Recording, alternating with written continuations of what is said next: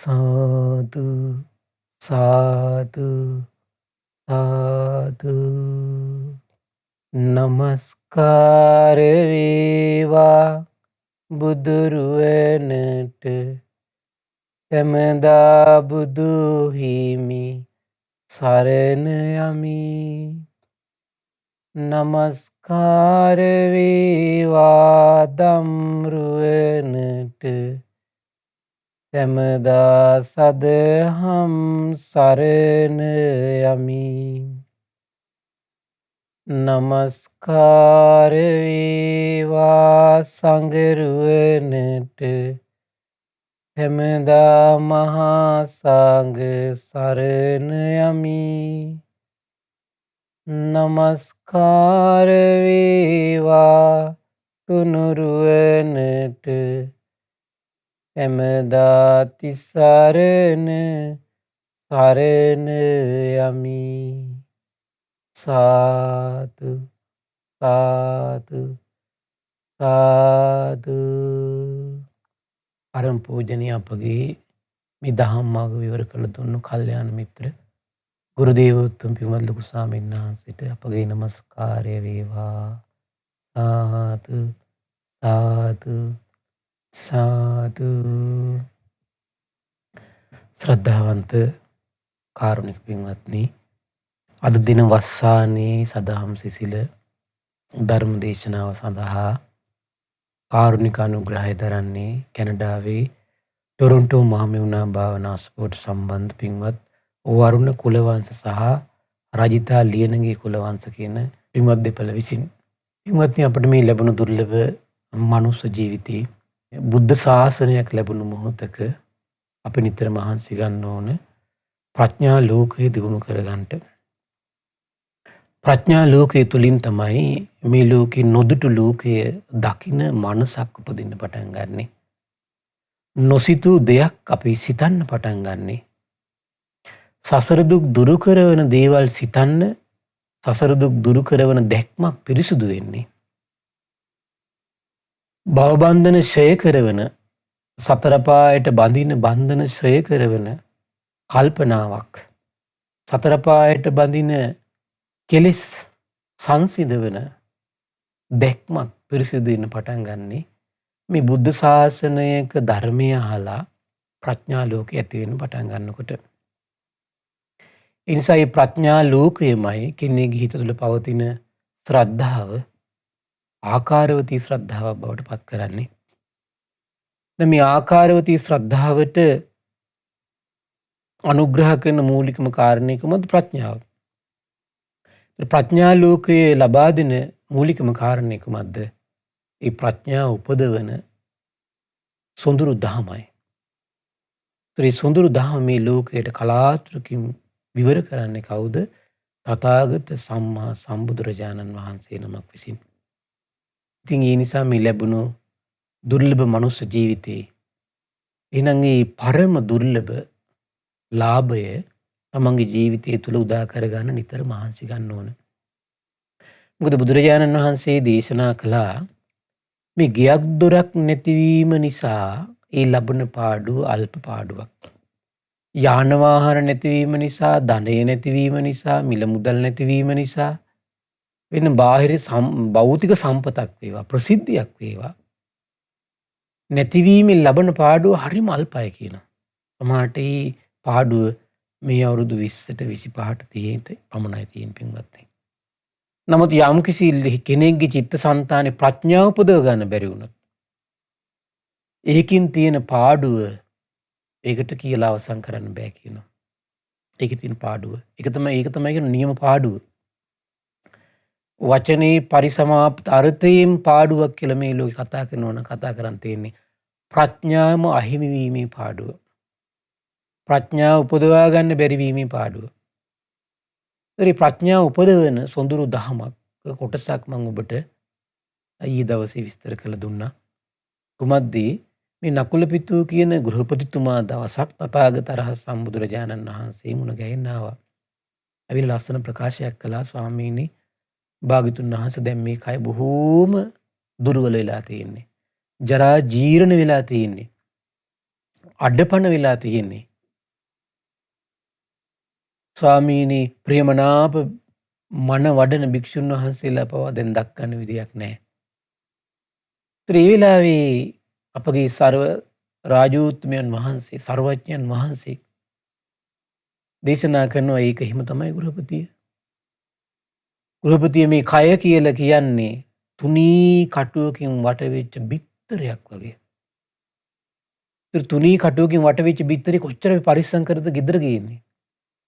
ඇයි පොඩ්ඩක් එහා මෙහා වෙච්ච ගමන්ම අරින් මෙහින් ඉරි තලලා ගලාගෙන යනවා. ඒ වගේ තමයි වයසට ගිය මේ ශරීරය. සුළු මොහොතයි පොඩි කෑම දිරවන්නේ. සීතල වරුත්තු දෙන්නේ. රස්නේ වරුත්තු දෙන්නේ. ඉතියා ඕන්නේ අඩු ගන්න කෙනෙක්ගේ වචනයක් ඉවස ගන්න බෑ. ඇවිද ගන්න බෑ. එහාට මෙහාට පෙල්ලෙන්න බෑ. අර බොහොම පරිස්සමින් නැගිටින්න ඕන. බොහොම පරිස්සමින් වාඩි වෙන්න ඕන. බොහොම පරිස්සමින් යන්න ඕන. මොකක් නිසාද? සුළු මොහොත ඇත්තන් ඇති මේ කය වෙනස් වෙලා යනවා පින්වත්නි. එච්චර දුර්වල ස්වභාවයට පත් වෙනවා. එතකොට බුදුරජාණන් දේශනා කරන ඉතින් ඉවන් ලෙඩ වෙන කයක් දරාගෙන යම් කිසි කෙනෙක් මේ කයේ නිරෝගී බව යම් කෙනෙක් උදන් අනනවා නම් ඒක ඉතින් අඥාන කම්මයි ගෘහපතිය කිව්වා. ඒ නිසා ගෘහපතිය ඔබ මෙහෙම හික්මෙන්න කුමක්ද? ලෙඩ වෙන කයක් තියාගෙන ලෙඩ නොවන සිතින් මම වාසය කරනවා කියලා. රහතන් වහන්සේලා කියන්නේ උදාාර චරිත පින්වත්නි.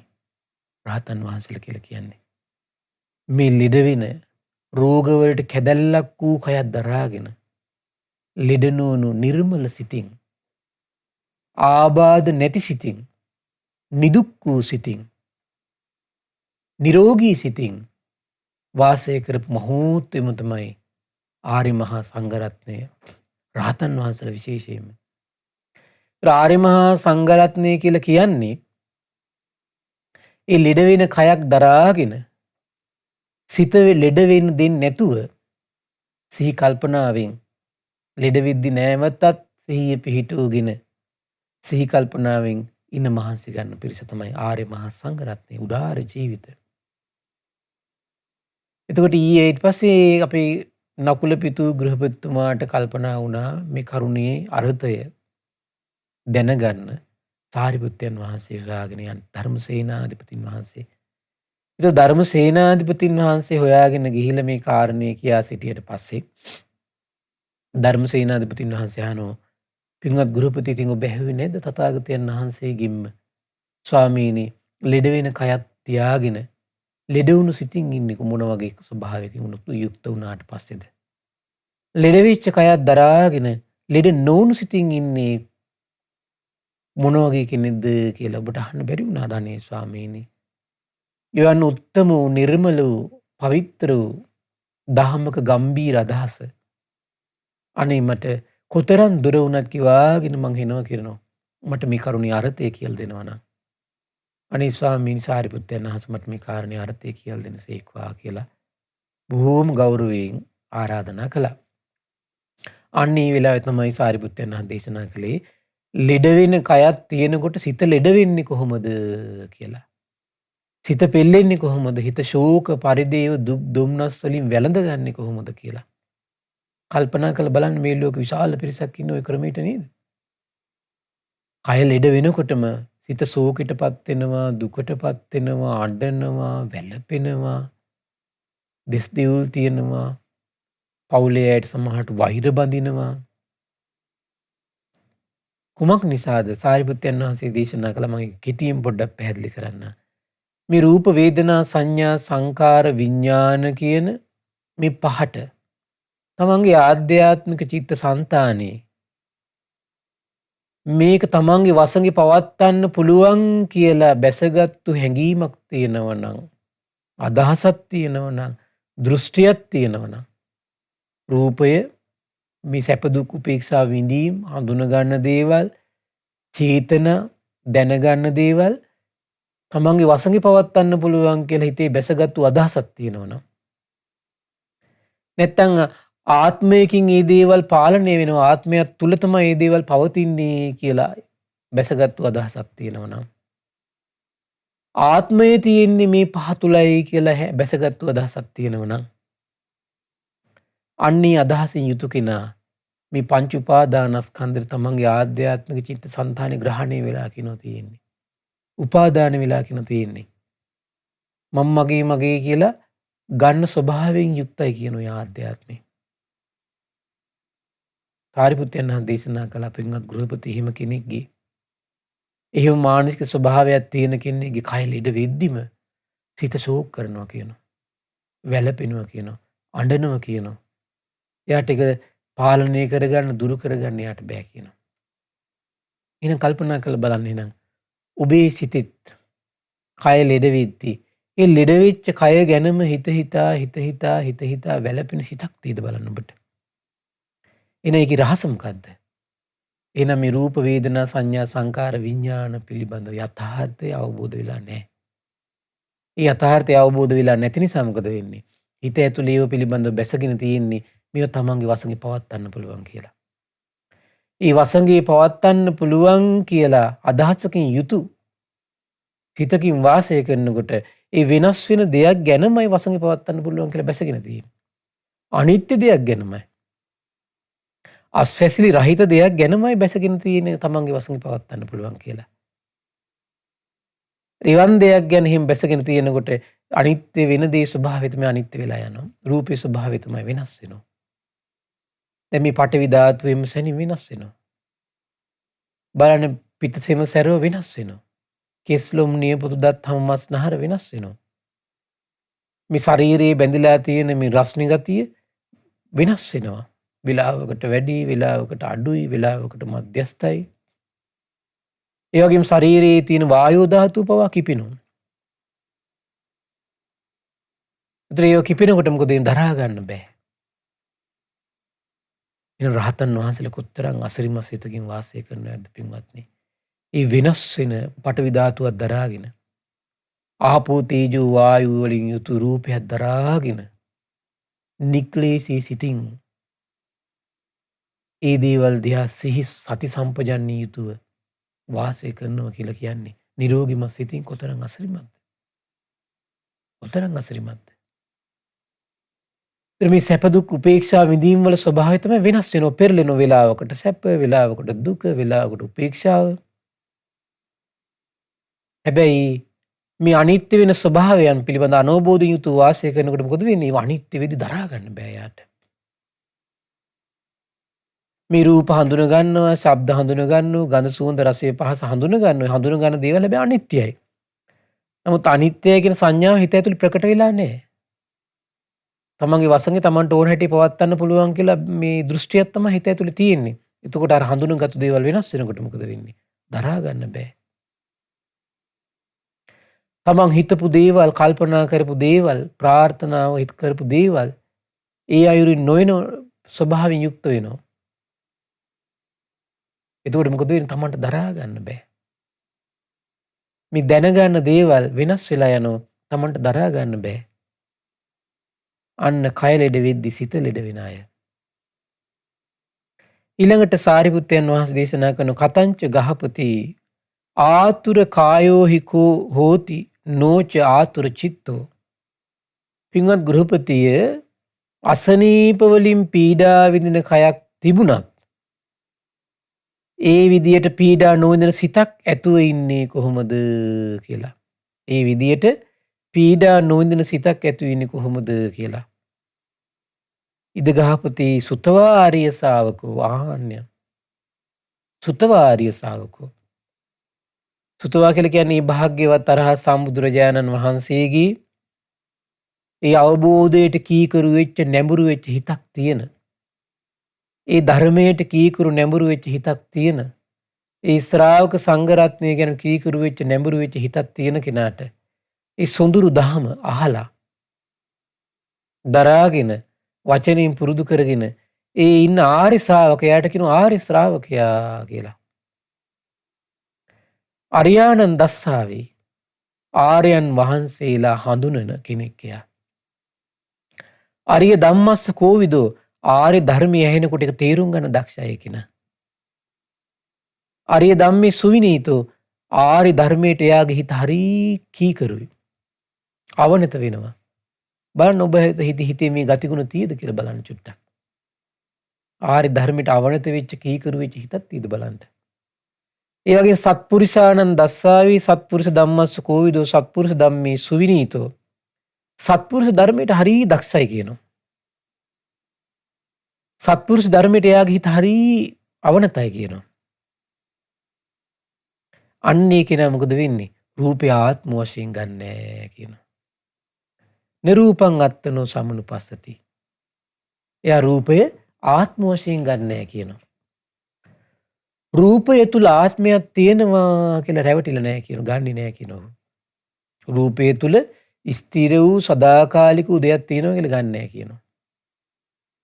ඒ වගේම ආත්මයක් තුල ස්ථිර සදාකාලික දෙයක් තියෙනවා. ඒකින් පාලනය වන රූපයක් තියෙනවා කියලා ගන්න නැහැ කියනවා. ඒකින් මෙහෙවන රූපයක් තියෙනවා කියලා ගන්න නැහැ කියනවා.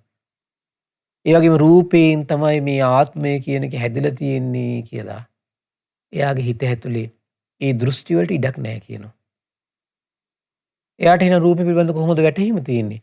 මේ රූපය කියන්නේ ආහාර වලින් හටගත්තු පටවි ධාතුවක් මේ තියෙන්නේ. ආහාර වලින් හටගත්තු කෙස් ලොම් නියපොතු දත් හම මස් නහර ඇට මිදුළු තියෙන්නේ. ආහාර වලින් හටගත්තු පිත්ත සෙම සැරව තියෙන්නේ. ආහාර වලින් හටගත්තු මේ රස්නි ගතියක් මේ ශරීරයේ තියෙන්නේ. ආහාර වලින් හටගත්තු ඒ වගේම තමයි මේ ශරීරය තුළ තියෙන වායු ධාතුවක් මේ ශරීරයේ තියෙන්නේ. එහෙනම් මේ මහා පඨවි ධාතු මහා පොළොව පවා ජලයේ ඉදිරියේ රස්නි ඉදිරියේ සීතල ඉදිරියේ පිපිරී යනවා. ඡය වෙලා යනවා. වෙනසිලා යනවා. එහිම ස්වභාවයෙන් යුතු මේ පඨවි ධාතු එහෙනම් මගේ ආධ්‍යාත්මයේ තියෙන පඨවි ධාතුව ගැන කවර කතාවද? බාහිර ආපෝ ධාතුවත් කලින් කලට වැඩි වෙනවා අඩු වෙනවා වෙනස් වෙලා යනවා. එහෙනම් මේ ශරීරය තුල තියෙන මේ පොඩ්ඩක් ස්වල්පයක් වූ ආපෝ ධාතුව ගැන කවර කතාවද? ආර්ය ශ්‍රාවකයා සිහි කළ බලනවා කියනවා. ඒ වගේම බාහිර තියෙන මහා වායෝ ධාතු කාලයකට වේගින් හමනවා වේගින් ගලාගෙන යනවා. සමහර කාලවලට ගහක කොළයක් හෙලවෙන තරම වාතය නැහැ. අනිත්‍ය වෙලා යනවා. එහෙනම් මේ ශරීරය තුල තියෙන වායෝ ධාතුව ගැන කවර කතාවද? ඒ වගේම බාහිර ලෝකයේ මේ රස්නේ ස්වභාවයන් කාලයකට 50ට 60ට යනවා. සමහර කාලවලට මේ රස්නේ ගතිය හොඳටම අඩු වෙනවා. බිඳුවට යනවා. ඒතර මේ මහා ආපෝ තේජෝ ධාතු පවා වෙනස් වෙනවා නම් මේ ශරීරයේ ඇසුරු කරගෙන තියෙන තේජෝ ධාතුව ගැන කවර කතාවද? ඔහු සිහි කරලා බලනවා කියනවා. සිහි කරලා බලනවා කියනවා. සිහි කරලා බලද්දී යන්න තේරෙනවා එන මේ පඨවි ආපෝ තේජෝ වායෝ ධාතු වලින් සමන්විත මේ රූපේ ස්ථිරයි සදාකාලිකයි කියලා දෙයක් ගන්න බෑ. එහෙනම් ඒ තුල ආත්මයක් තියෙනවා කියලා ගන්න බෑ. ආත්මයකින් ඒක හැදිලා තියෙනවා කියලා ගන්නත් බෑ. ඇයි ඔහු දන්නවා ආහාර ප්‍රත්‍යයෙන් තමයි මේක හට අරගෙන තියෙන්නේ. ඒතර මෙන්න මේ දෘෂ්ටි බැසගෙන නැතුව ඉන්න ශ්‍රාවකයාගේ රූපේ වෙනස් වුණා කියලා. අන්‍ය ස්වභාවයටපත් වුණා කියලා එයාගේ හිතේ ශෝක නැහැ කියනවා. වැළපීම් නැහැ කියනවා. නිරෝගී සිතකින් වාසය කරනවා කියනවා. දැන් මේක පරිපූර්ණ වශයෙන් අවබෝධ කරපු රහතන් වහන්සේලා ඒ රූපයෙන් හිත නිරුද්ධ වෙලා තියෙන්නේ, නිදහස් වෙලා තියෙන්නේ. හරි ආශ්චර්යයි පින්වත්නි. මාරාන්තික අසනීප තියාගෙන බොහොම සිහිනුවණින් නිරෝගී සිතින් රහතන් වහන්සේලා වාසය කරනවා. උතරම් සොඳුරුද මේ ධහම. එහෙනම් ඒ සඳහා වට උපකාර වුණේ කුමක්ද? ඒ සඳහා වට උපකාර වුණේ පින්වත් නිරන්තරයෙන් මේ රූපේ පිළිබඳව මේ රූපේ තු යථා ස්වභාවය පිළිබඳව විමසන්න පුරුදු වීම තුළමයි. ඒ රූපේ යථා ස්වභාවය විමසන්න ඒ හිතේ රූපේ පිළිබඳ තියෙන ඇල්ම නැති වෙලා යනවා. දෘෂ්ටි නැති වෙලා යනවා. පඨවි ධාතු වශයෙන්, ආපෝ ධාතු වශයෙන්, තේජෝ ධාතු වශයෙන්, වායෝ ධාතු වශයෙන් සිහි කරලා බලන්න ඕන. තව කෙනෙකුට පුළුවන්කම තියෙනවා අසුභ මනසිකාරමේ වශයෙන් රූපේ දිහා බලන්න ඕන. තව කෙනෙකුට පුළුවන්කම තියෙනවා නවසීවතිකයේ සිහි කරමින් රූපෙට ඇත්තටම සිදුවෙන දේ එයාට සිහි කරලා බලන්න පුළුවන්. මේ විදිහට කාලයක් ඔබ මේ මානසිකාරය පුරුදු කළා නම් පින්වත්නි, කාලයක් සිහි කරන්න ඕන. බුදුරජාණන් ඒ මානසිකාරයට තමයි කියන්නේ යෝනිසෝ මානසිකාරය කියලා. ඒතර භාග්‍යතුන් වහන්සේ දේශනා කළ මේ නැති විද්‍යා විමුක්ති සාක්ෂාත් කරගන්න. මේ භවරාග දුරු කළා දාන්න. සියලු දුක් ක්ෂය කළා දාන්න. තමන්ගේ ජීවිතයේ ඇතුලේ උපදව ගන්න ඕන කාරණාවක් විදියට යෝනිසෝ මනසිකාරයේ තරම් වම් වෙන කිසි දෙයක් දකින්නේ නැහැ කිව්වා. යෝනිසෝ මනසිකාරයේ තරම් වෙන කිසි දෙයක් දකින්නේ නැහැ කිව්වා. එහෙනම් බලන්න ඔය යෝනිසෝ මනසිකාරයෙන් එන බොහෝ කුසල් උපදින්න පුළුවන්. බොහෝ කුසල් උපදින්න පුළුවන්. සිහිය උපදින්න පුළුවන්, සමාධිය උපදින්න පුළුවන්, ප්‍රඥාව උපදින්න පුළුවන්, ශ්‍රද්ධාව උපදින්න පුළුවන්, වීරිය උපදින්න පුළුවන්, ඊර්ධිපාද ධර්ම උපදින්න පුළුවන්, ඉන්ද්‍රිය ධර්ම උපදින්න පුළුවන්, බොජ්ජංග ධර්ම උපදින්න පුළුවන්. කොමුකින්ද? ඔය යෝනිසෝ මනසිකාරයෙන්. එහෙනම් අද යුගයේ අඩුව මොකද්ද? ධර්මයේ ප්‍රශ්න නෙමෙයි තියෙන්නේ. යෝනිසෝ මනසිකාරය අඩුවක් තියෙන්නේ. මේ යෝනිසෝ මනසිකාරය පින්වත් බලවත් වෙන්න ඕන. ඊළඟට රූපේ දිහා බලන්න කියන අනිත්‍ය වශයෙන්. රූපේ දිහා බලන්න කියන දුක් වශයෙන්. රූපේ දිහා බලන්න කියන අනාත්ම වශයෙන්. රූපේ දිහා බලන්න කියන ගඩුවක් වශයෙන්. උඩ ගඩුවක් කියලා කියන්නේ. ගඩුවක් කියලා කියන්නේ සාමාන්‍යයෙන් බලන්න ඔබේ ශරීරයේ මේ විසර ගෙඩියක් හැදුනට පස්සේ කොච්චර ඇද්දුම් කනවද? කොච්චර වේදනාකාරීද? මේ රූපයත් ඒ වගේ තමයි. ගඩුවකින් යම් විදියක පීඩාවක්, වේදනාවක්, අපහසුයක් උපද්දනවද? රූපිනුත් ඒ වගේම වේදනාවක්, අපහසුයක් උපද්දනෝ. සති සම්පජන්ණය අඩු නිසා තමයි ඒක ප්‍රකට නැත්තේ. මේ සති සම්පජන්ණයට එන්නේ කොමකින්ද? යෝනිසෝ මනසිකාරය. අවිජ්ජා සූත්‍රය විස්තර කරනෝනේ. සති සම්පජන්ණි පිහිටන්නේ බලවත් වෙන්නේ යෝනිසෝ මනසිකාරයෙන් කියනවා. එනම යෝනිසෝ මනසිකාරය වැඩිලා මදි. අනුන්ගේ දෙයක් විදිහට රූපේ දිහා බලන්න කියනවා. දැන් කල්පනා කරලා බලන්න, අපි හිතමු දැන් අනුන්ගේ ඇඳුමක් අපි ඇඳගෙන පාරට බහිනවා. සමහරට අනුන්ගේ ඇඳුම සමහරට අයිතිකාරය පාරේදී මුණ ගැහිලා ඉල්ලන්න පුළුවන්. අපි සතියක් දෙකක් වුණත් ඒ අනුන්ගේ ඇඳුම ඇඳගෙන ඉඳලා අපිට ගිහින් සුවසේ ගිහිල්ලා දෙන්න පුළුවන් අපිට ඒ ඇඳුම. ඇයි? අපිට හිතේ සංඥාවක් තියෙනවා මේ කොයි වෙලාවෙ ඉල්ලයිද දන්නේ නැහැ. මේක අනුන්ගේ දෙයක්. ඒ වගේ අනුන්ගේ දෙයක් විදිහට රූපේ දිහා බලන්න පුළුවන් නම් රූපෙට නොඇලුණු සිතින් වාසය කරන්න පුළුවන් කියනවා. උලක් විදිහට දකින්න කියන රූපේ දිහා. උලක් විදිහට කොහොමද දකින්නේ? දැන් බලන්න උලක අපි සාමාන්‍යයෙන් උලක් උඩ ඉඳගත්තොත් මොකද වෙන්නේ? මොහොතක් පාසා තියෙන පීඩාවක්මයි. උලකින් සිද්ධ වෙන්නේ මොකද්ද? ශරීර ස්පර්ශ වුණොත් මොහොතක් මාසා තියෙන පීඩාව. ඒ වගේ තමයි මේ රූපේ මොකද වෙන්නේ? මොහොතක් පාසා පීඩාවමයි උපදින්නේ. අති සම්පජන්‍ය අඩු නිසා ප්‍රකට වෙන්නේ. මේ විදිහට රූපේ හැමතිස්සෙම නිරන්තරයේ ස්වභාවය සිහි කර වාසය කරන්න පුළුවන් නම් ආන්නේ රූපේ වෙනස් වුණා කියලා එයාගේ හිත වෙනස් වෙන්නේ නැහැ කියනවා. ශෝක කරන්නේ නැහැ කියනවා. අනන්නේ නැහැ කියනවා හිත. වැළපෙන්නේ නැහැ කියනවා. දුක් දුම්නස් සුසුම් හිලීම උපදින්නේ නැහැ කියනවා. හරි ආශ්චර්යයි. එහෙනම් රහතන් වහන්සේලගේ චිත්ත සාන්තානේ ඔන්න ඔය වගේ අසිරිමත් හිතක් තිබුණා පින්වත්නි. අසිරිමත් හිතක් තිබුණා. එහෙනම් මේ අසිරිමත් හිතක් නිර්මාණය කළේ කොමකින්ද? දහමකින්. එහෙනම් ඒවා නිර්මල පවිත්‍ර හිතක් අනේ අපිට උපදව ගන්න පුළුවන් නම් එහෙනම් ප්‍රාර්ථනා කළාට එහෙනම් මේක උපදින්නේ නැහැ පින්වත්නි.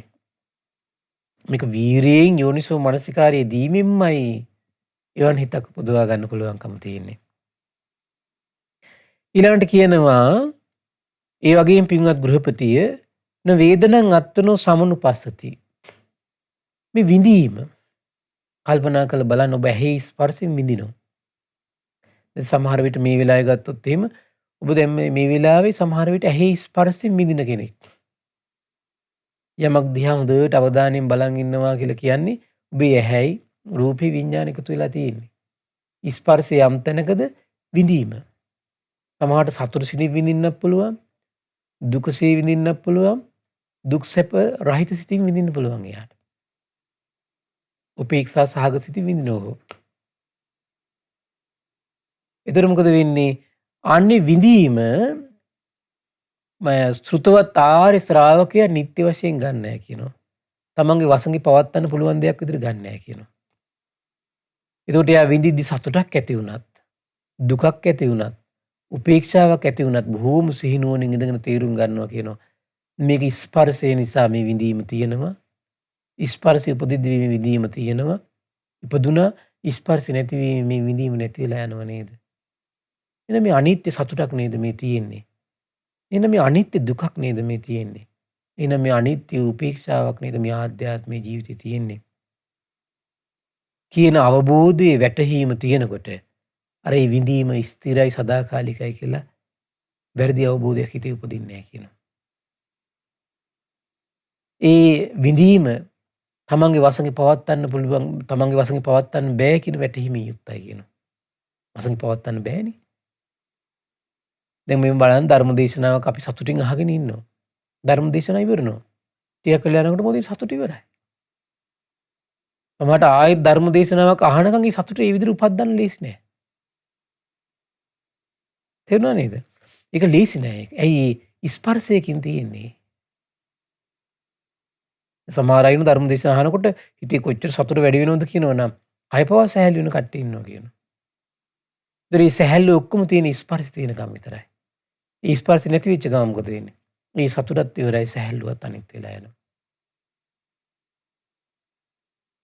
එහෙනම් ඒතර එහෙම දකින්න ශ්‍රාවකයා, ශ්‍රුතවත් ආරි ශ්‍රාවකයා එතකොට වේදනාව විඳීම මොකද වෙන්නේ? එයා තමන්ගේ වසඟේ පවත්වන්න පුළුවන් කියලා විදිහට දකින්නේ. අනිත්‍ය දෙයක් විදිහට දකින්නේ. හේතු ඇතිවීමෙන් ඇති වෙලා හේතු නැතිවීමෙන් නැති වෙලා යන අනාත්ම දෙයක් විදිහට දකින්නේ. ඒ වේදනාව ස්ථිරයි සදාකාලිකයි කියලා ගන්නෙ නැහැ. ආත්මය කියලා ගන්නෑ. ආත්මයෙන් විඳීම ඇති වෙලා තියෙනවා කියලා ගන්නෙ නැහැ.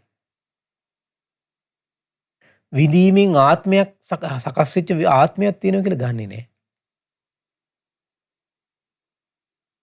විඳීම තුල ආත්මය තියෙනවා කියලා ගන්නෙත් නැහැ. ආත්මයක් තුල විඳීමක් තියෙනවා කියලා ගන්නෙත් නැහැ. දැන් මේ කාලේ බොහෝ මිනිස්සු අතර අදහසක් තිබුණා. එතකොට මේ සංසාරයෙන් සංසාරට යන ආත්මයක් තියෙනවා කියලා. ස්ථිර සදාකාලික දෙයක් තියෙනවා කියලා. එතකොට මේ ආත්මේ තියෙන්නේ මේ රූපේ තුල මේ තියෙන එකක් කියලා තමයි තේරුම් ගන්න හිටියේ. ඒගොල්ලෝ කල්පනා කරමින් හිටියේ. ඒක කෙනෙකුට බැලුවේ බැලමට සාමාන්‍ය හිතෙන්න පුළුවන් බුදුරජාණන් වහන්සේ දේශනා කරන විඥානය කියලා එකක් ගැන. ඒ විඥානය මේ ඊළඟ ජීවිතේට මව කුසකට යනවා කියලා අපි සමහර දේශනාවල අහලත් තියෙනවා. ඒකට හිතනවා එහෙනම් ස්ථිර දෙයක් තියෙනව නේද එහෙනම්? නෑ. බුදුරජාණන් වහන්සේ එහෙම දේශනා කරන්නේ නෑ. භාග්‍යතුන් එහෙනම් ස්ථිර විඥානයක් තියෙනවා නම් මේ ජීවිතේ ලැබිච්ච රූපම ඊළඟ ජීවිතේ ලැබෙන්න ඕන. එහෙම ලැබෙන්නේ නෑනේ. මේ ජීවිතේ මනුස්සකයක් දරාගත්තු කෙනා ඊළඟ ජීවිතේ තිරිසන් කයක් දරනවා. එහෙනම් තිරිසන් කයක් ලැබෙන්න නම් එයාගේ විඥානය වෙනස් වෙලා. ඒකයි බුදුරජාණන් දේශනා කළේ විඥානේ පටිච්චසමුප්පන්නයි. එහෙනම් ස්ථිර දෙයක් නෑ. හේතුවකින් තමයි විඥානේ සකස් වෙන්නේ. එනේ හේතු නිරුද්ධ වුණොත් එහෙනම් මොකද වෙන්නේ? ඒ විඥාන නිරුද්ධ වෙලා යනවා.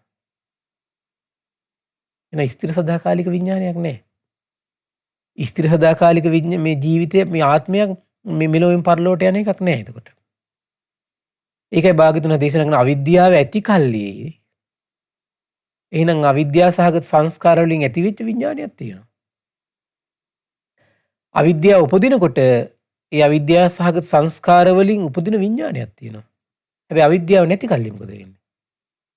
ආන්න එහෙනම් සංස්කාර නැති වෙලා විඥාන නැති වෙලා යනවා. අවිද්‍යාව නිරුද්ධ වෙද්දී මොකද වෙන්නේ? සංස්කාර නිරුද්ධ වෙලා විඥාන නිරුද්ධ වෙලා යනවා. එහෙනම් ස්ථිර සදාකාලික දෙයක් නැහැ එතකොට. ඒතර මේ විදිහට මානසිකාර්ය කරමින් වාසය කරන ශ්‍රාවකයාට මොකද වෙන්නේ? අන්න ඒ විඳීම තුළ ආධ්‍යාත්මය හිත බැස ගන්න නැහැ කියනවා මම මගේ කියලා. වැරදි හැඟීමක් උපදින්නේ නැහැ කියනවා. වැරදි හැඟීමක් ඇති වෙන්නේ නැති නිසා මොකද වෙන්නේ? ඒ විඳීම වෙනස් වුණා කියලා, අන්‍ය ස්වභාවයටපත් වුණා කියලා හිත අඬන්නේ නැහැ කියනවා. ශෝක කරන්නේ නැහැ කියනවා. වැළපෙන්නේ නැහැ කියනවා. නිරෝගීම සිතකින් වාසය කරනවා කියනවා. අන්න කය ලෙඩ වෙද්දී සිත ලෙඩ නොවන ශ්‍රාවකයා. එහෙනම් මේක කරන්නේ කොහොමකින්? දහමකින් කරන්නේ මේක. එහෙනම් අපි එහෙනම් විඳීමත් ওই විදිහට අපි අනිත්‍ය විඳීමේ අනිත්‍ය ස්වභාවය සිහි කර කර ඉන්න පුළුවන් නම් කෙනෙකුට සාමාන්‍ය සරල විදිහට මෙහිමත් හිත හිතා ඉන්න පුළුවන්. උදේ මේ විදිහ සැප විඳීමක් වින්දා. දැන් මේ වෙනකොට ඒක නැති වෙලා ගිහිල්ලා. උදේ අසවල් අවස්ථාවේ දුක් විඳීමක් වින්දා. මේ වෙලාවේ දැන් ඒක නැහැ. උදේ අසවල් අවස්ථාවේ උපේක්ෂා විඳීමක් තිබුණා. දැන් මේ වෙලාවේ ඒක නැහැනේ. අනිත්‍ය වෙලා ගිහිල්ලා. එහෙනම් මේ වෙලාවේ තියෙන මේ සැපයත් තව ටිකකින් අනිත්‍ය වෙලා යයි. මේ වෙලාවේ තියෙන දුකත් තව ටිකකින් අනිත්‍ය වෙලා යයි. මේ වෙලාවේ තියෙන උපේක්ෂාවත් එහෙනම් තව ටිකකින් අනිත්‍ය වෙලා යයි. එයාට මේ මොහොත තේරුම් ගන්න බැරි නම් අඩු ගානේ වගේ දවසේ කාල පරිච්ඡේදය අරගෙන එයාට සිහි කර කර වාසය කරන්න පුළුවන්. අපි තුමු ඔහු එළියට ගිහින් එනවා. එළියට ගිහින් ආයෙවිල්ලා කල්පනා කරනවා දැන් මේ වෙලාවේ මං එළියට ගිහින්ලා ඉඳිද්දී යම් සතුටක් තිබුණා නම් දැන් ඒ සතුට නැහැනේ. අනිත්‍ය වෙලා ගිහින්. එළියට ගිහින් ඉන්න කාලේ තුර යම් දුක් පීඩාවක් තිබුණා දැන් ඒ දුක් පීඩාව වෙනස් වෙලා ගිහිල්ලානේ. එළියට ගිහින් හිටපු කාලේ මං උපේක්ෂාවකින් මං හිත තිබ්බනම් දැන් ඒ උපේක්ෂාව වෙනස් වෙලා ගිහිල්ලානේ. එහෙනම් අනිත්‍ය වෙලා ගිහිල්ලානේ. එහෙනම් මේ විඳීම අනිත්‍යයි කියලා. එයා අඩු ගානේ කාල පරාසයක් තියලා හරි තීරුම් ගනිමින් සිහි කරමින් වේදනාවේ අනිත්‍ය සිහි කරනවා. එහෙනම් මේ අනිත්‍ය වේදනාවක් එන හේතුන් නිසා එහෙනම් මේ වේදනාව තුන දැන් මේ හේතු නැති නිසා තමයි දැන් මේ නැත්තේ. එහෙනම් මේ හේතුකින් තියෙන හේතු නැතිවීම නැතිලා යනවා. එහෙනම් මේ විඳීම එහෙනම් තමන්ගේ වශයෙන් පවත්වන්න බෑනේ එහෙනම්. මිසී වේවා මිසී නොවේවා කියලා පවත්වන්න බෑනේ එහෙනම්.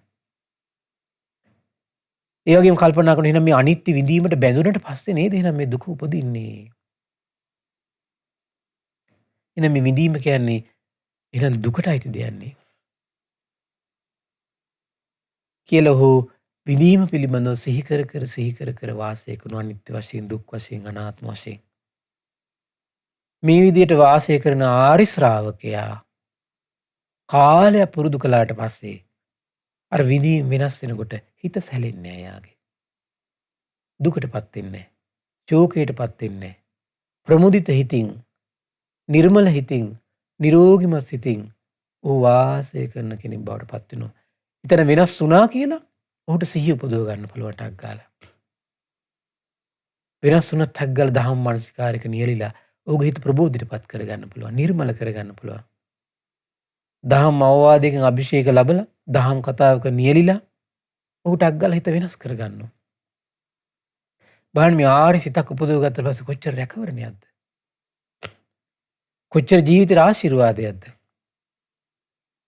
ඒ වගේම ආර්ය ශ්‍රාවකයා සාරිපුත්තයන් වහන්සේ දේශනා කරන සංඥාන් අත්තුනෝ සමනුපස්සති මේ සංඥාව ස්ථිරයි සදාකාලිකයි කියලා එයාගේ හිතින් එයා ගන්න නැහැ කියනවා. දැන් රූප හඳුන ගන්නෝ.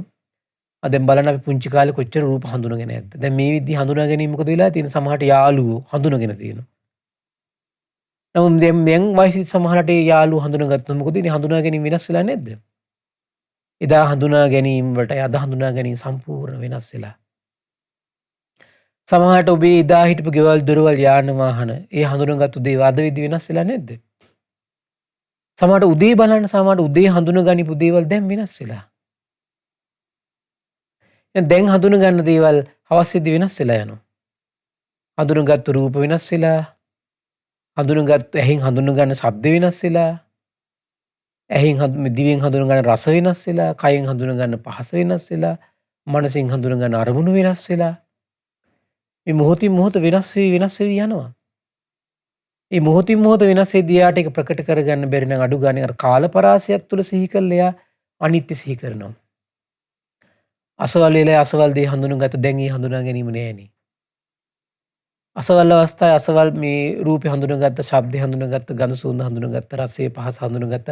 දැන් මේ වෙලාවේ ඒ රූප හඳුනා ගැනීම නෑනේ දැන්. මේ වෙලාවේ ඒ ශබ්ද හඳුනා ගැනීම මේ වෙලාවේ නෑනේ. මේ වෙලාවේ ඒ ගඳ සුවඳ හඳුනා ගැනීම නෑනේ. මේ වෙලාවේ ඒ රසය හඳුනා ගැනීම නෑනේ. මේ වෙලාවේ පහස හඳුනා ගැනීම නෑ නේ කියලා කාලපරාසයක් තුළ පිහිටලා හරි සංඥාව අනිත්‍ය වශයෙන් තේරුම් ගන්න එයා මහන්සි ගන්නවා. සංඥාව අනිත්‍ය වශයෙන් සිහි කරමින් හිතේ පුරුද්දක් ඇති කරනවා. මේ විදිහට කාලයක් සිහි කරනකොට ඔහුට සංඥාව පේන්නේ අනිත්‍ය දෙයක් විදිහටම.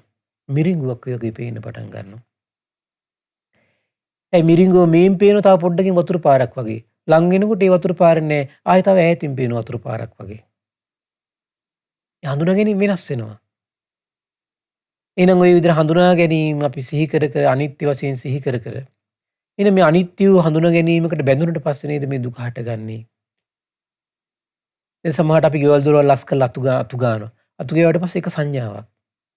ඊට පස්සේ ආපහු තව දවසකින් බලනකොට මොකද වෙන්නේ? ආයෙත් හොඳටම හැඩි වෙලා. එහෙනම් මේ සංඥාව ආයෙ වෙනස් වෙලා.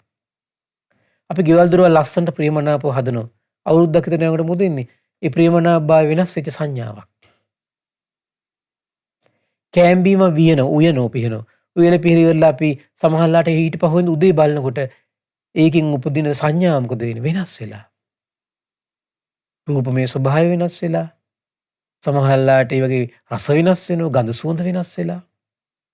සංඥා වෙනස් වෙලා. මේ විදියට කාලපරාසයක් තුළ පිහිටලා හරි ඔහු සංඥාව අනිත්‍ය වශයෙන් සිහි කර වාසය කරනවා. එහෙම සිහි කරද්දී මොකද වෙන්නේ? ඒ සිහි කරන කෙනාගේ හිත තුළ සංඥාව ස්ථිරයි සදාකාලිකයි කියන හැඟීමක් නැහැ. තමන්ගේ වසඟේ පවත්වන්න බැරි දෙයක් විදිහට තමයි යාගේ හිතේ මේ සංඥා උපදින පටන් ගන්න. වැටහීමක් ඇති වෙන පටන් ගන්නවා. එතකොට එහෙම එවන් හිතක් තියෙන කෙනාගේ නිර්මාණය වෙච්ච හිතක් තියෙන කෙනාට එතකොට දෘෂ්ටි හට ගන්නෑ කොහොමද? මේ හඳුන ගන්න දේවල් තුල ස්ථිර සදාකාලික දෙයක් තියෙනවා කියලා දෘෂ්ටියක් හටගන්නේ. ඒ වගේම ආත්මයක් තුල තමයි මේ සංඥාව තියෙන්නේ කියලා එහෙම හැඟීමක් හටගන්නේ. ආත්මේ සංඥාව සකස් වෙලා තියෙනවා. සංඥාවෙන් ආත්මය සකස් වෙලා තියෙනවා කියලා හැඟීමක් උපදින්නේ. ඒ එහෙම හැඟීමක් නැත්නම් එයාගේ හිතේ හඳුන ගන්න දේවල් වෙනස් වුණා කියලා හිතේ ශෝක ඇති වෙන්නේ. දුක් ඇති වෙන්නේ. දැවිලි පිච්චිලි හැඳි වෙන්නේ. අඬන්නේ, දොඩන්නේ, නිර්මල සිතින් වාසය කරනවා. එහෙනම් අපි ওই විදිහට හඳුන ගන්න දේවල් හොඳට සීනුවණින් බලන්න බැංවත්නි. දැන් ඔන්න මේ වෙලාවේ සමහරලාට ඔබ ටෙලිවිෂන් එක දිහා හොඳට බලාගෙන ඉන්නවා. ඒක හඳුනා ගැනීමක්. තමන් මේ පැය ඉවරේදී හඳුනා ගැනීම ඉවරයි. දැන් මේ වෙලාවේ ධර්මයේ අපි සංඥාවෙන් වාසය කරන ඒ ශ්‍රවණය කරනවා. ඒ හඳුනා ගැනීම තියෙනවා. තව ටිකකින් හඳුනා ගැනීම ඉවරයි. දැන් ඊට පස්සේ අපි ආහාර පාන ගන්නවා. ආහාර පාන ගන්නකොට සමහර රස හඳුනා ගන්නවා. ආහාර පාන අරගෙන ඉවරෙච්ච ගමන් ඒ රස හඳුනා ගැනීම මොකද වෙන්නේ? නැති වෙලා යනවා. ඉතින් මේ විදිහට මේ හඳුනා ගැනීම හොඳට සීනුවණින් බැලුවොත් බලන්න තේරෙන මිරිඟුවක් විදියටමයි පේන්නේ. ඒතර හිත පිහිටන්නේ නැහැ සංඥාව තුළ. කොච්චර සුන්දරද මේ වගේ අවබෝධයකින් වාසය කරන්න පුළුවන් නම් අපිට. කොච්චර ආශිර්වාදයක් ජීවිතේට. කොච්චර රැකවරණයක්ද. දැන් මේවට කොටු වුණාට පස්සේ නේද මේ ඒවට බැඳිලා අඬමින්, දොඩමින්, ඊර්ෂ්‍යා කරමින්, ක්‍රෝධ කරමින්, වෛර කරමින්, ඒව සසරටත් ගෙනියමින් දුක් පීඩා විඳින්නේ. මේව තේරුම් ගන්න බැරි වීම නිසා නේද? ඊළඟට එයා සංස්කාර දිහා සිහිනුවණින් බලනවා. බලනකොට තේරෙන හොඳට සිත ගැන බලනවා. සිත ගැන හොඳ අවධානයෙන් ඉන්නකොට මේ උදේ නැගිටින වෙලාවේ සමහරලාට ඔන්න උයන පිහින කලබල ඒව ගැන දෝස්මෘතිය තියා හිතින් ඉන්නවා. උයන්න පරප්‍රමාදයි. උයපු එකේ අඩුපාඩු හිතට එනවා. දරුවෝ උදේ නැගිටින්නේ නැහැ කියලා ඒ සිතුවිලි පහළ වෙනවා අඩුපාඩු ටික. බස් එකට නගිනවා. බස් එකට නැග්ගට පස්සේ ඒ සංස්කාර ටික චේතනා ටික ඉවරයි ඊට පස්සේ. ඊට පස්සේ බස් එකේ ඕන්න හරි කාර් එකේ යද්දී ලස්සන දේවල් දකිනවා. ගෙවල් දොරවල් දකිනවා. යාන වාහන දකිනවා. ඊට පස්සේ ඒ විදියට ගෙවල් දොරවල් හදන්න, යාන වාහන ගන්න, ඒ විදියට දරුවන්ට උගන්වන්න ඔන්න ඒ සංස්කාර ඊට පස්සේ වෙනස් වෙලා. ඔන්න ඊට පස්සේ වැඩ කරන තැනට යනවා. ඊට පස්සේ ඊට අදාළව යම් චේතනා ටිකකින් ඔන්න ජීවත් වෙනවා. ඊට පස්සේ වැඩ ඇරිලා එනවා. ඊට පස්සේ ළමයින්ගේ ලෝකේ ඊට ළමයි දොස්තරලා ඉංජිනේරු කරලා උගන්වලා උසමහත් කරන හැටි කල්පනා කරනවා. මේ සංස්කාර වෙනස් වෙලා. මොහොතින් මොහොත හිත ඇතුලේ සංස්කාර වෙනස් වෙවි යනවා. ඒ වෙනස් වෙන සංස්කාරය අල්ලගෙන අපි අරටුවක් හොයනවා හැමතිස්සෙම. රැකවරණයක් හොයනවා. නමුත් මේ වෙනස් වෙන සංස්කාර දිහා සිහි කල්පනාවෙන් ඉඳගෙන දකින්නවනම් උදේ මේ විදිහේ චේතනා ටිකක් පහළ වුණා. ඒ ටික වෙනස් වෙලා ගියා. දැන් මේ වෙලාවේ මේ විදිහේ චේතනා ටිකක් පහළ වෙනවා. එහෙනම් මේ ටිකත් තව ටිකකින් වෙනස් වෙලා යනවා. එහෙනම් අනාගතේ එහෙනම් තව විවිධ චේතනා පහළ වෙනනම් ඒවත් වෙනස් වෙලා යනවා කියලා කාලපරාසයක් සිහි කරගෙන හරි Tamanට එහෙම සංස්කාර ගැන සිහි කරන්න පුළුවන් නම් ඒකත් ලොකු දෙයක්. නැත්තම් ඒ වෙලාවේ වෙනස් වෙන සංස්කාර වෙනස් වෙන සංස්කාර ගැන සිහිනුවණින් ඉන්න පුළුවන් නම් ඒක විශාල දියුණුවක්. ඔය විදිහට සංස්කාරයන්ගේ ආදීනව සිහි කරද්දී එනවා එහෙනම් මේ සංස්කාර ස්පර්ශයෙන් උපදිනවා. ඒ ස්පර්ශ නැතිවීමෙන් නැතිලා යනවා. ඒ ස්පර්ශයට අදාළව තමයි චේතනා පහළ වෙන්නේ. එහෙම යාට අවබෝධයක් ඇති වෙන්න සංස්කාර පිළිබඳ තමන්ගේ වසඟේ පවත්වන්න පුළුවන් කියලා හැඟීමක් තිබුණා. ඒ හැඟීම් ටික නැති වෙලා යනවා. එහෙනම් මේ සංස්කාර කියලා කියන අනිත්‍ය දෙයක් කියන වැටහීම ඇති වෙන පටන් ගන්නවා. එහෙනම් සංස්කාර ස්පර්ශයකින් ඇති වෙලා ස්පර්ශ නැතිලා යනවා. එහෙනම් තමන්ගේ වසඟේ පවත්වන්න බැරි අනාත්ම දෙයක් කියන වැටහීම ඇති වෙන පටන් ගන්නවා. එහෙම වැටහීමක් තියෙන කෙනාගේ හිත ඇතුලේ සංස්කාර එහෙනම් මේ සංස්කාර වලින් ඇතිවෙච්ච ආත්මයක් තියෙනවා කියලා රැවටෙන්නේ නැහැ. ආත්මයෙන් හටගත්තු සංස්කාර තියෙනවා කියලා රැවටෙන්නේ නැහැ. සංස්කාර මේ ආත්මයෙන් පාලනය වෙන සංස්කාර තියෙනවා කියලා රැවටෙන්නේ නැහැ කෙනා. ඉතින් නොරැවටෙන සිතින් ඉන්න කෙනාට ඒ සංස්කාර වෙනස් වුණා කියලා ඒ හිත ෂෝක් කරන්නේ නැහැ කියනවා. දැවෙන්නේ නැහැ කියනවා. පිච්චෙන්නේ නැහැ කියනවා. අඬන්නේ නැහැ කියනවා. කුමක් නිසාද? එන සංස්කාර අනිත්‍ය වශයෙන්, දුක් වශයෙන්, අනාත්ම වශයෙන් එයාගේ හිතේ ප්‍රකට වෙලා අවබෝධ වෙලා තියෙන්නේ. හරි අසිරිමත්. ඒ වගේ විඥානේ දිහාත් බලනවා. එහෙන් මේ විවිධ මොහොතේ විවිධ දේවල් දැනගන්නවා. මේ දැනගන්න එක තව පොඩ්ඩකින් වෙනස් වෙලා තව වෙන දැන ගැනීමක්. තව ටිකකින් වෙන දැන ගැනීමක්. ශබ්දයක් දැනගන්නවා. ගඳ සුවඳක් දැනගන්නවා. ඊළඟට රසයක් දැනගන්නවා. පහසක් දැනගන්නවා. ওই විදිහට මොහොතින් මොහොත දැනගන්න දේවල් වෙනස් වෙවි යනවා.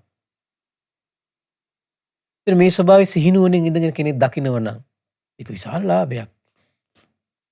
කෙනෙක් අඩු ගන්න සිහිනුවණින් දකින්න බැරි නම් කාලපරාසයක් තුල පිහිටලා ඉඳන් සිහි කරනවා. අසවල් වෙලාවේ අසවල් දේවල් දැනගත්තා. දැන් මේ දේවල් නැහැ. දැන් මේ වෙන දෙයක් දැනගෙන මම මේ වෙලාවේ ඉන්නේ. මේ විදිහේ රූප දැනගත්තා. දැන් මේ විදිහේ රූපයක් දැනගෙන ඉන්නේ. මේ විදිහේ ශබ්ද දැනගත්තා. දැන් මේ වෙලාවේ වෙනම ශබ්දයක් දැනගෙන ඉන්නේ. ඉස්සෙල්ලා මේ වගේ ගඳ සුවඳක් දැනගත්තා. දැන් වෙනම මේ දෙයක් දැනගෙන ඉන්නේ. එහෙනම් තව ටිකකින් මේ දැන ගැනීම නැති වෙලා වෙනස් දැන ගැනීමක් ඇති වෙනවා. ඉස්සෙල්ලා සැප විඳීමක් දැනගෙන හිටියා. දැන් දුක් විඳීමක් දැනගෙන ඉන්නවා. තව ටිකකින් එහෙනම් මේ දැන ගැනීම නැති වෙලා වෙන දෙයක් දැන ගැනීමේ ස්වභාවය උපදිනවා. විඥානේ ආදීනව සිහි කරනවා. එනම් මේ නාම රූප ප්‍රත්‍යයෙන් විඥානෙ උපදිනවා. නාම රූප නැතිවීම විඥානෙ උපදිනවා නැති විලා යනවා කියලා. එයා සිහිනුවණින් කල්පනා කරනවා.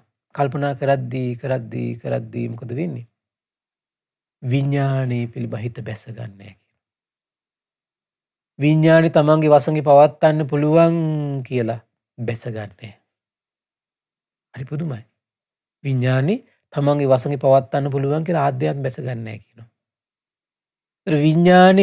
විඥානේ සකස් වෙච්ච ආත්මයක් තියෙනවා කියලා හිත බැස ගන්නෑ කියනවා. නිදහස් වෙනවා කියන ඒ වගේ. ඒ වගේ දෘෂ්ටි වලට යන්නේ නැහැ කියනවා. විඥානයේ සකස් වෙච්ච ආත්මයක්, ආත්මයේ සකස් වෙච්ච විඥානයක්, ආත්මය තුල තියෙන විඥානය, ඒ දෘෂ්ටි නැහැ කියනවා. එහෙම නිරෝගීම සිතින් ඉන්න කෙනාට විඥානය වෙනස් වුණා කියලා, දැනගන්න දේවල් වෙනස් වුණා කියලා හිත ශෝක කරන්නේ නැහැ කියනවා. අඬන්නේ නැහැ කියනවා. වැළපෙන්නේ නැහැ කියනවා. පින්වත් ගෘහපතිය ওই විදිහට තමයි කියනවා.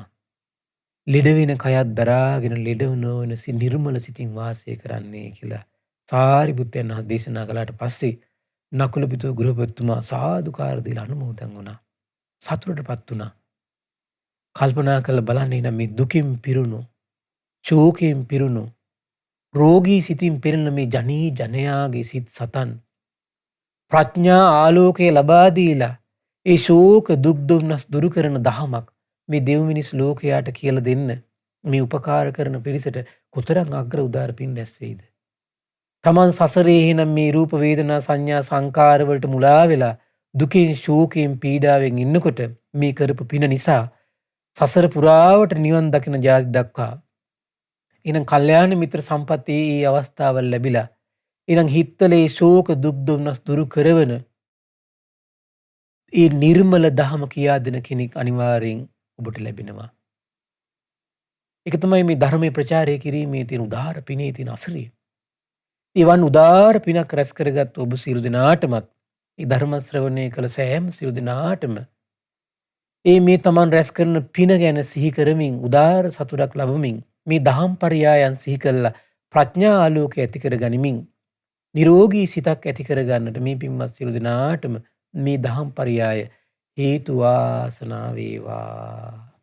සාදු සාදු සාදු.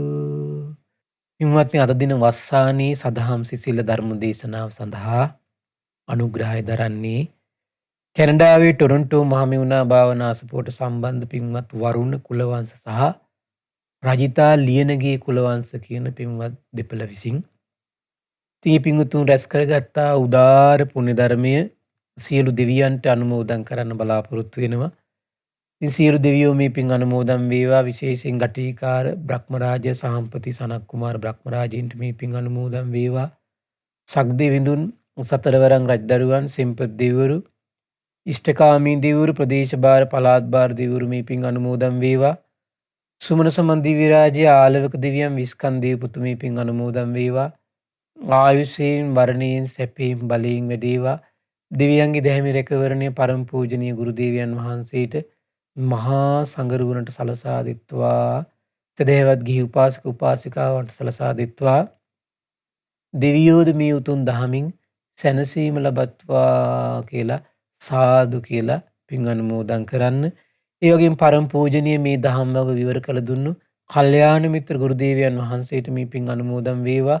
මහා සංගරුවනට මේ පින් අනුමෝදන් වේවා. පැවිදි අපේක්ෂක දරුවන්ටත් අනගාരികා මෑණිවරුන්ට මේ පින් අනුමෝදන් වේවා.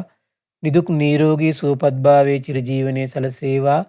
උතුම් ධර්මය අවබෝධ කරගන්න වාසනාව උදා වේවා කියලා සාදු කියලා පින් අනුමෝදන් කරන්න.